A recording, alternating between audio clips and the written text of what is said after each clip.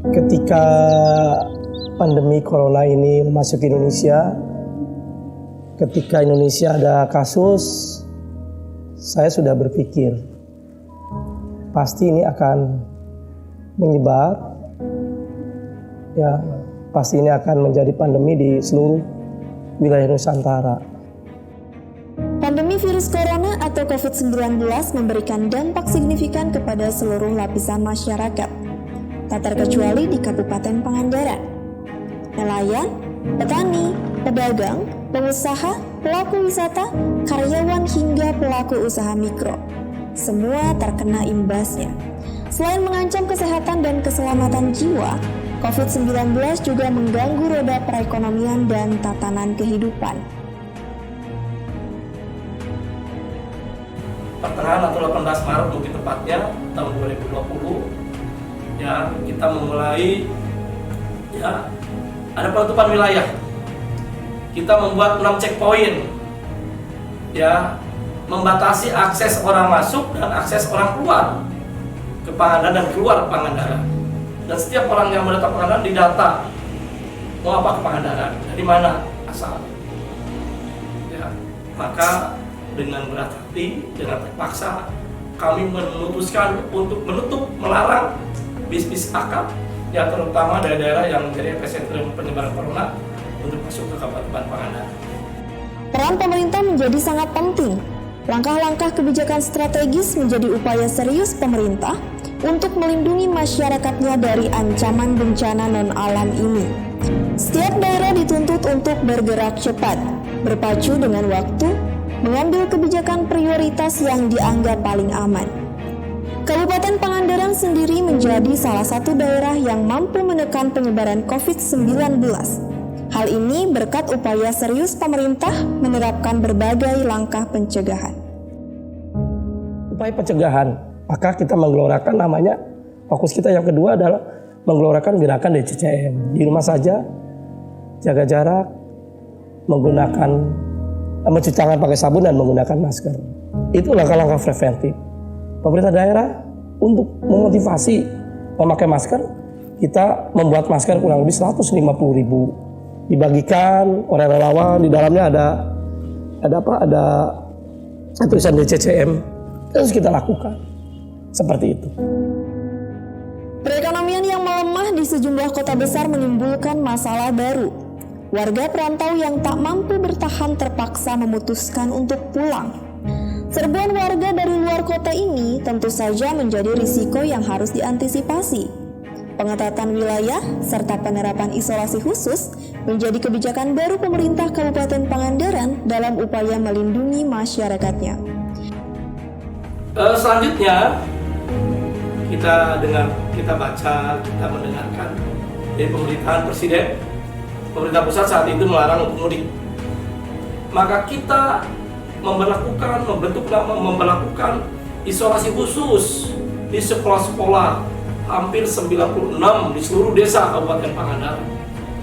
Isolasi khusus ada tujuannya, ada dua. Yang pertama adalah untuk menekan agar orang tidak mau pulang ke Pangandaran. Kenapa?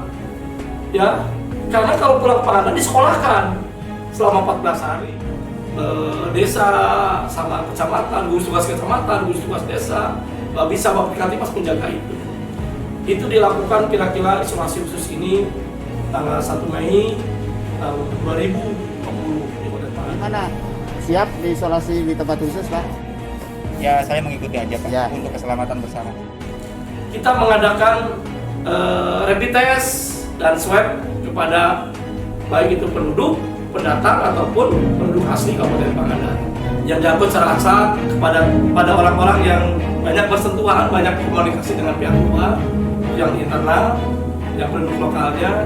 Betul, bahwa ternyata ada 8 orang yang positif, ya. Tetapi yang luar biasa karena masa inkubasinya sudah selesai di masa isolasi khusus, maka itu tidak menjadi klaster penularan. Itu adalah penanganan dan pencegahan COVID. Corona ini juga menimbulkan berbagai hal, salah satunya dampak ekonomi. Ya, terasa betul. Saya melihat betul bagaimana kemampuan daya beli masyarakatnya turun. Karena kan saat itu begitu ketat, hasil bumi dijual keluar juga tidak laku. Ya, bantuan dari pusat, bantuan dari provinsi, BLT itu kan tidak merata. Yang pusat sama provinsi bersumber pada data DTKS.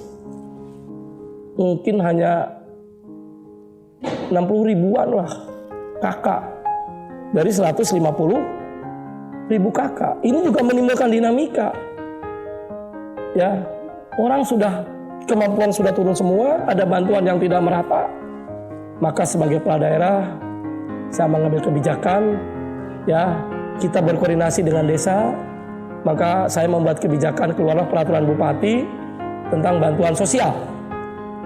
Ya, bantuan sosial ini diberikan pada seluruh warga Pangandaran kecuali yang pertama yang menerima bantuan dari pusat, yang menerima bantuan dari provinsi, yang menerima bantuan dari desa. Yang kaya, yang pengusaha, ada 5 komponen itu dikecualikan untuk tidak dapat.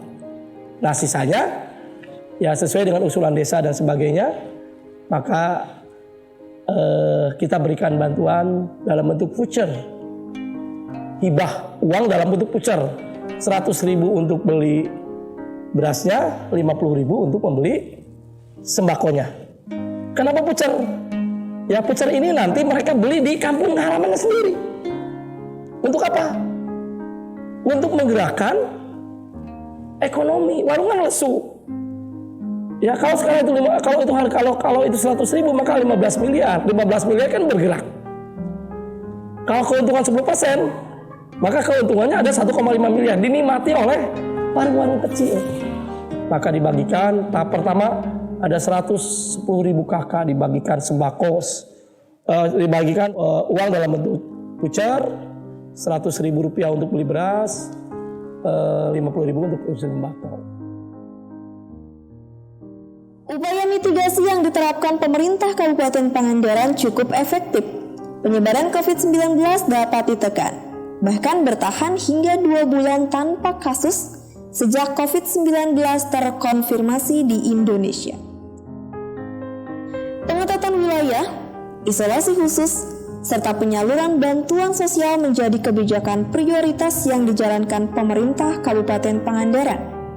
Bahkan sebelum PSBB diterapkan, Kabupaten Pangandaran telah menjalankan berbagai kebijakan dalam upaya melindungi masyarakatnya dari pandemi COVID-19. Hasil evaluasi provinsi, kita diperbolehkan menjadi new normal. Wisata mulai dibuka secara perlahan-lahan dan sebagainya. Saya kira alam dan sebagainya, kerjasama anugerah Allah yang luar biasa.